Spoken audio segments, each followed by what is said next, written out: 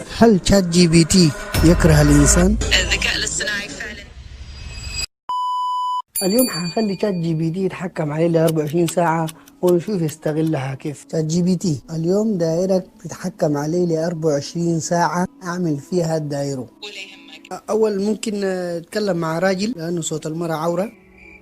إذا في أي شيء تاني تحتاجه أنا جاهز. ما عندكم رجال انتوا ولا شو؟ اتحكم عليه يوم كامل، والتحدي الأول تم بنجاح. A few moments later. الله يرحمه ما عندك يا شات جي بي تي، شوية ما عندك إحساس أنت بالزول اللي قاعد يسألك حنتعشى قال في لا إله مطعم هندي. شات جي بي تي اليوم دايرك تتحكم عليه ل 24 ساعة أعمل فيها الدايرة. فرصة ذهبية جاتك استغلها كويس. أكيد فكرة حلوة إنك تستغل كل هالوقت وتعمل دائرة كاملة على مدار 24 ساعة. تقدر تخطط بذكاء، تحدد مهام. لا أول ممكن أتكلم مع راجل. ولا يهمك أبدا، رح أكون معك بصوت رجل وإن شاء الله يكون كل شيء مريح بالنسبة لك. إذا في أي شيء تاني تحتاجه أنا جاهز.